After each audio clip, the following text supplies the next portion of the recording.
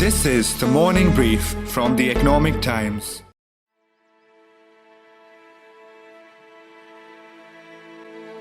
"2021 has been quite a year. While COVID was no longer an alien term, the words Delta variant and second wave gave everyone sleepless nights. In what was one of the most trying times for our country, where so many lives were lost, state machinery failed, and so many desperate pleas for help were left unanswered. It truly has been a year where humanity took center stage and regular people like you and me were the real heroes. Be it the farmers' protests or the shareholder activism that we witnessed, 2021 saw some poignant and powerful instances of people demanding their rights from the powers that be. Stay with us as we speak to Megha Marik, Senior Research Fellow at Tata Institute of Social Sciences, on the significance of the farmers' protests, JN Gupta on why 2021 can be summed up as the year of shareholder activism, and finally, a very special segment where we speak to people who worked through COVID, battling all odds to ensure that people had food, beds, medication, funds, and just about anything else they needed. I'm Rekhi. Today is the 30th of December, and you're listening to People Power on the Morning Brief.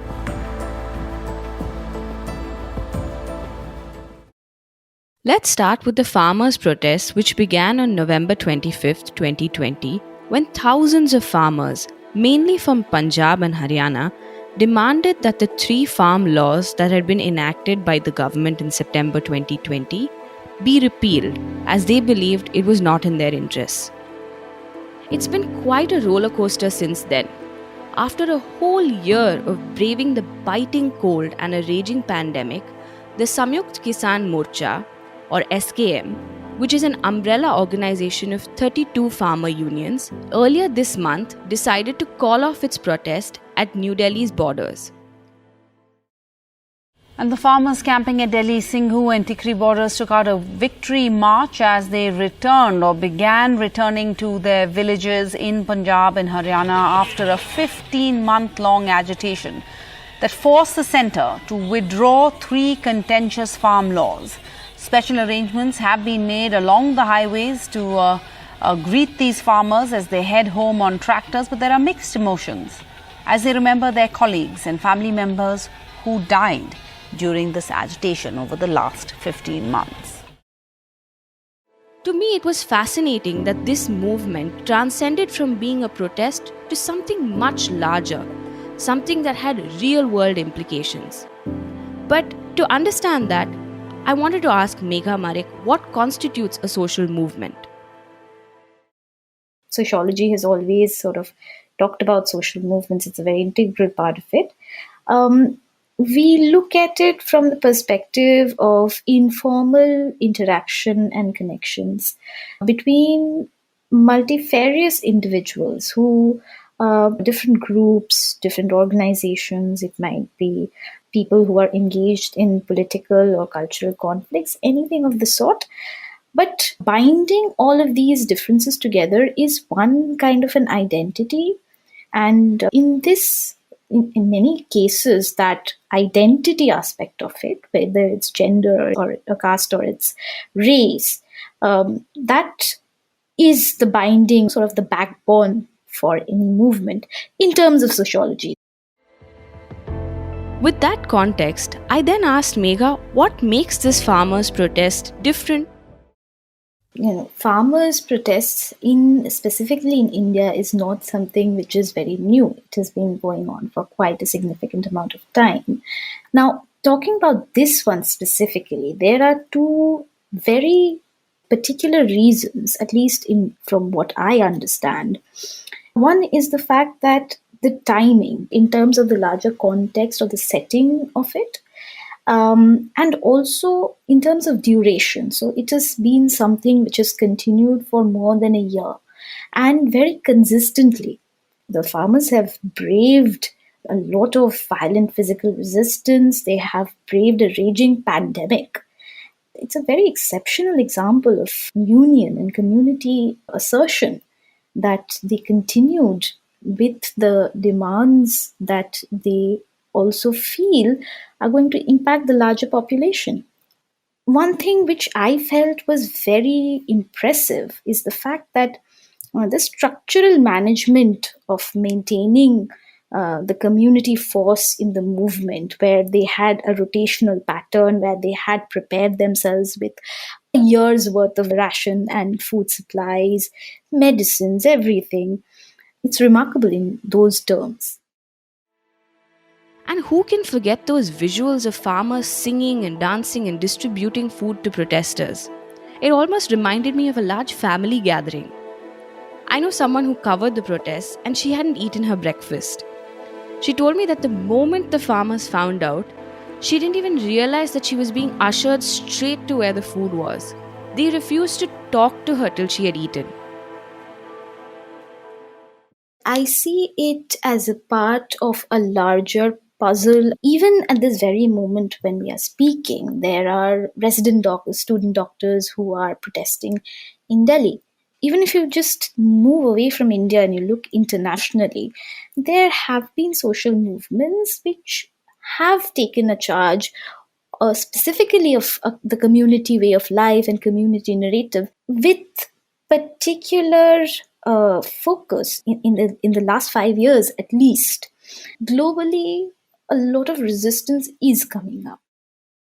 There have been clashes in the streets outside Tunisia's parliament following the president's overnight decision to suspend the legislature. To Russia because protests are taking place across the country in support of the jailed Kremlin critic Alexei Navalny. The Belgian capital, Brussels, was today the latest European city to see unrest over tightened coronavirus restrictions. People in Brazil have taken to the streets to protest against President Bolsonaro's handling of the coronavirus pandemic. Protests have broken out in Cuba, with thousands of people taking to the streets against the communist government. Demonstrators expressed frustration at food shortages, rising prices and the lack of COVID vaccines. One of the youngest and most well-known climate activists, Greta Thunberg, is leading a major protest, urging leaders to act on their promises. So where does that leave us in 2022? I think we are going to have more protests. People have sort of come to gather a sense of confidence to protest. So every other day, if you're observing the news, there is some kind of agitation, some kind of protest, some kind of disrest at some part of the country. So we are going to see more protests, and it will continue to go on till this polarization of and this harping on the factor of difference between us is not diluted to some extent, and we become more tolerant. So that was about the farmers' protests. And now we hop, skip and jump onto the next big theme for this year: shareholder activism. While it's being driven mostly by institutional shareholders, that is, mutual funds, pension funds, insurance companies, and foreign portfolio investors, retail investors too are waking up to the immense potential that this presents. As compared to any other developed country like US or UK or other jurisdiction, in India, the focus on governance has not been for ages. It has been, if you can say that, at the most you can say it is 2.5 decades. But a real focus on the governance and the shareholder participation has come only maybe 10 years back or less than 10 years back when the e-voting started. If you look at last couple of years data, the resolutions started getting defeated. Now, when the resolutions started getting defeated, it really clicked to the mind of the shareholders, yes, we can make impact. That is one part. The second part is this, that stewardship code that came from the SEBI and IRDA also made an impact because the funds are important. They have to follow the stewardship activities as per the policy. That was JN Gupta, founder of Stakeholder Empowerment Services, giving us some background on what has led to this surge in shareholder activism in India. He mentions the Stewardship Code, which is a principles-based framework that the capital markets regulator SEBI has been very particular about. SEBI has been actively urging companies to follow a transparent stewardship code wherein the institutional investors are expected to act as a counterforce to any unwanted decision being pushed in the board, which may not be in the interest of all stakeholders. Now, last year there were two cases of activism which cover your definition of activism. One was Invesco versus G. Other two cases which were important were, one was defeat of Eicher Motor appointment of executive director, and the other was a great number of institutional investors had voted against the appointment of independent directors in Vedanta, which included former chairman of SEBI. Invesco wants a total overhaul of the Z board as the company has issues with corporate governance and financial irregularities. These have even been flagged by India's market regulator. The firm wants the removal of Z CEO Puneet Goenka and the appointment of 6 new independent board members.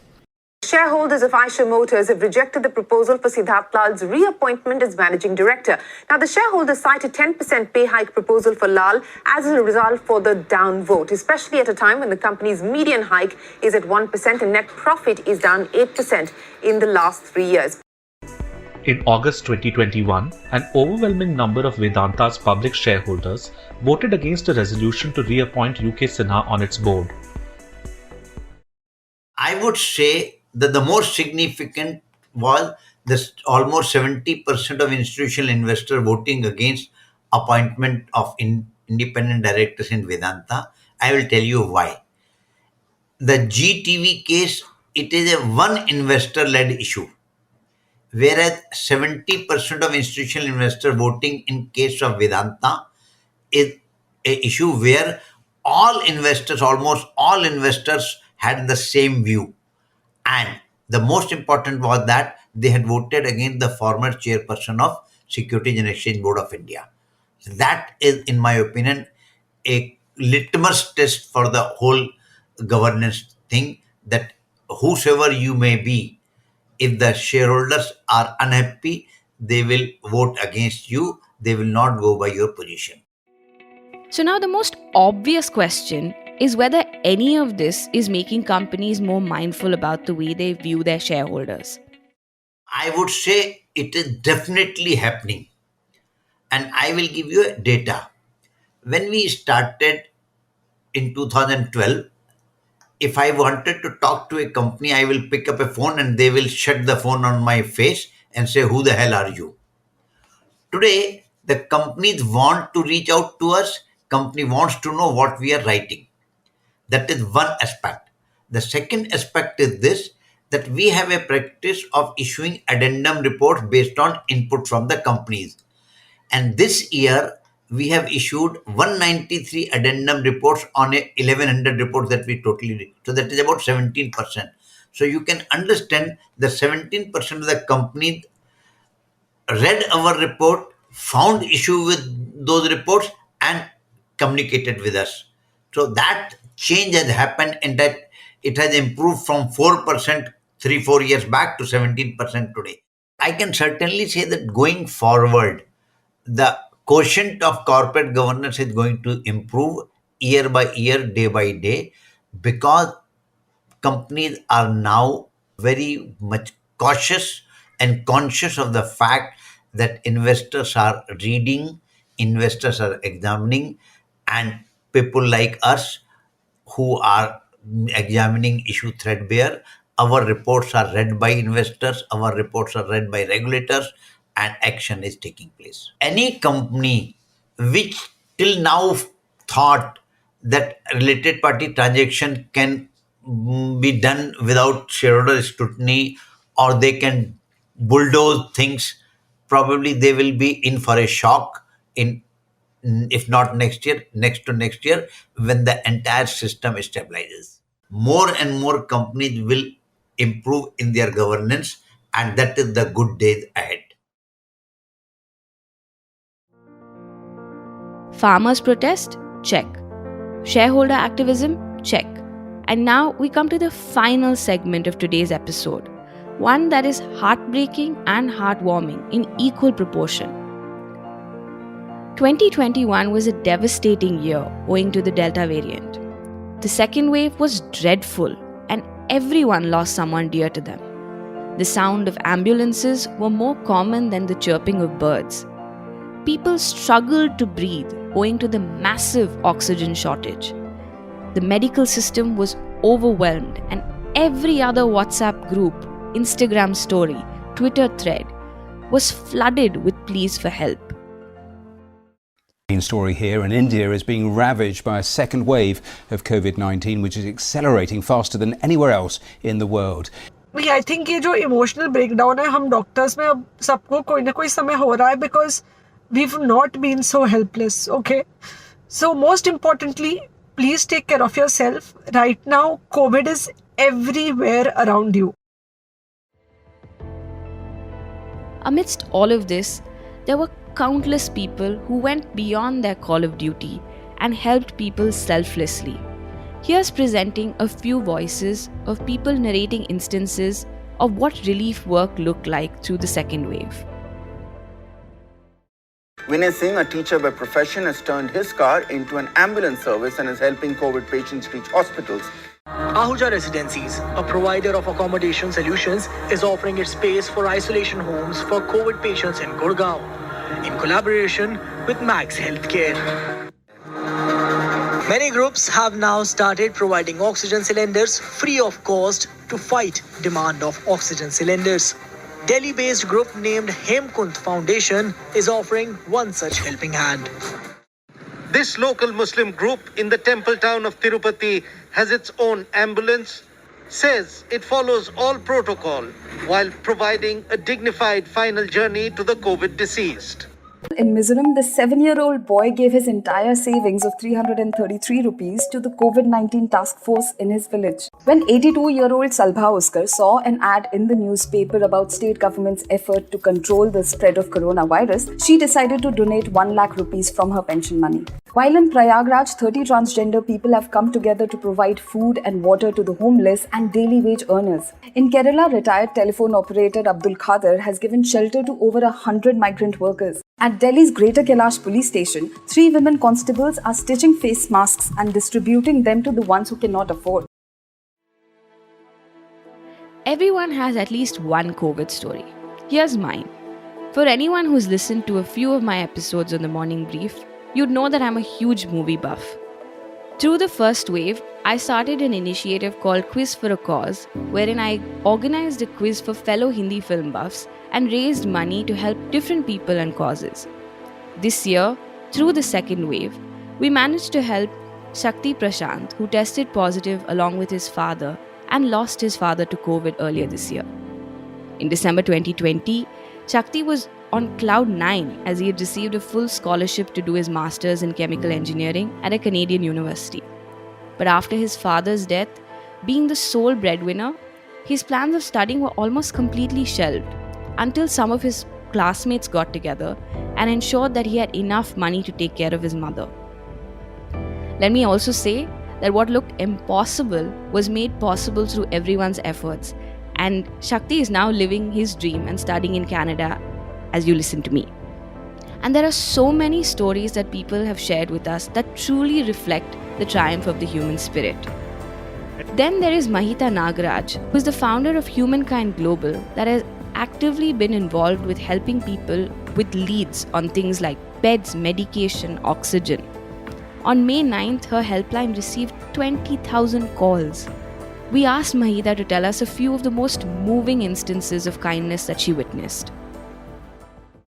We had a volunteer who heard that in a remote district in Uttar Pradesh, in northern UP, COVID cases had begun to emerge. He knew that the rural areas were vastly unprepared for the devastation that the second wave was causing. So he armed himself with pharmaceutical medicines, with oxygen cylinders, oxygen concentrators, all of which were incredibly difficult to source at the time because there was such a shortage.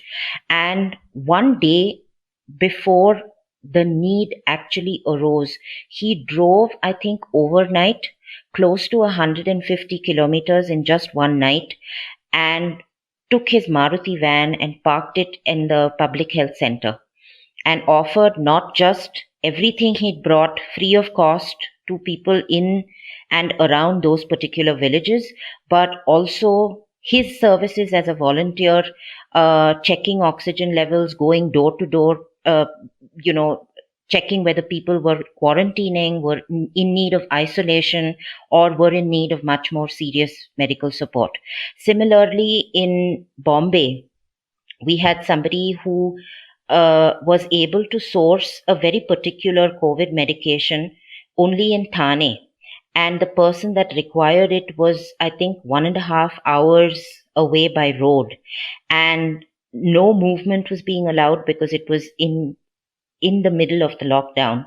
And this boy who is in college actually used his cycle, I think, to pick up the medication from a pharmacy in Thane and deliver it to the old uncle and auntie who required it 1.5 hours away.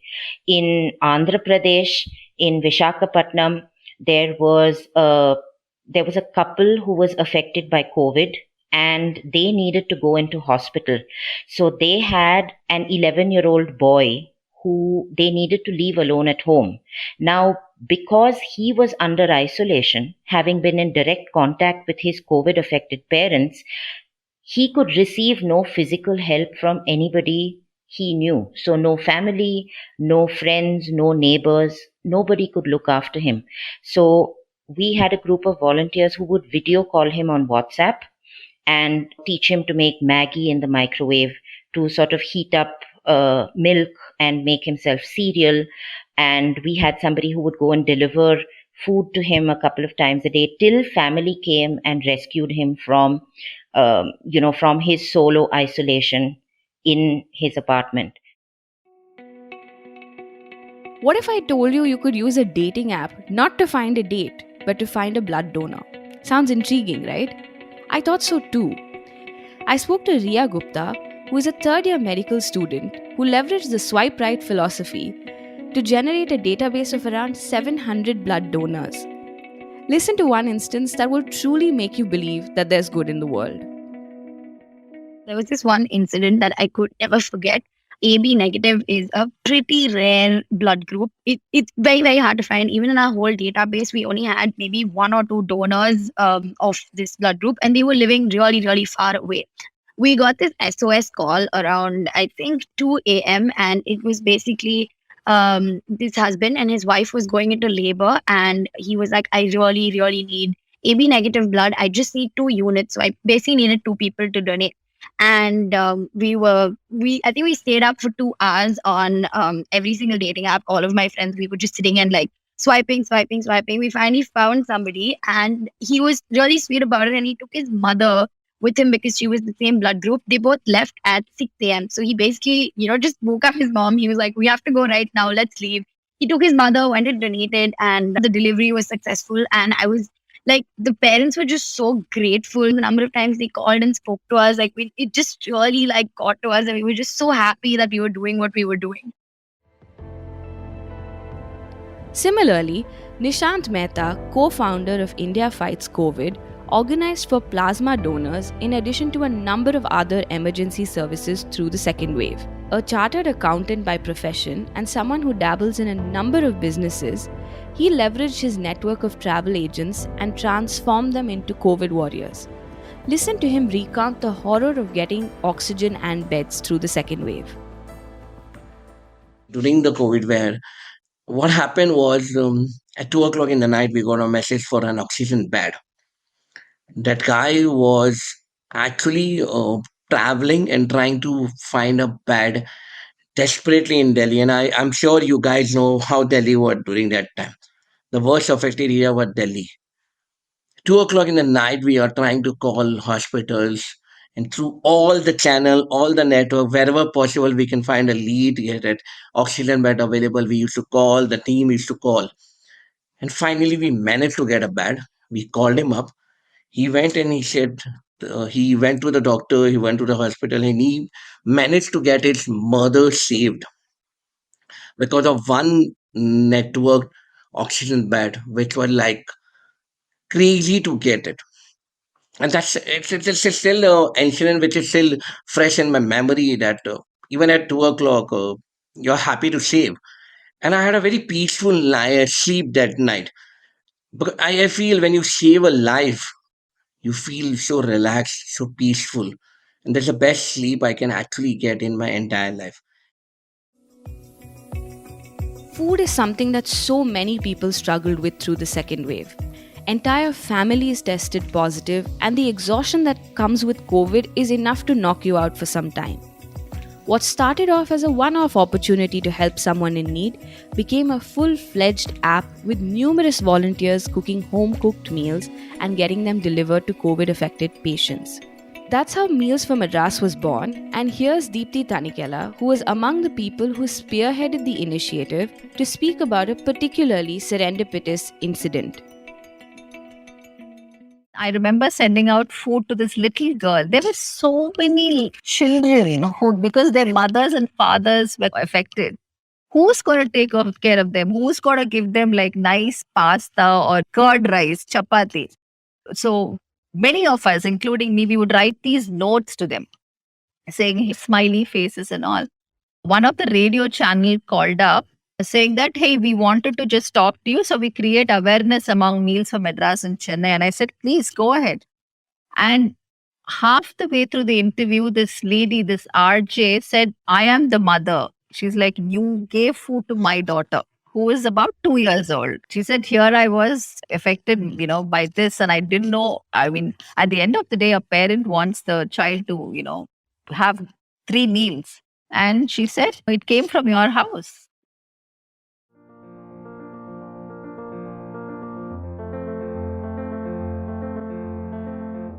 As a child, I would often question the Hero Motocorp tagline, Hum Mein Hai Hero. I mean, heroes are meant to be out of the ordinary. They're meant to fly and have capes and possess some kind of supernatural powers, right? I mean, that's what I thought, until I spoke to all of these people.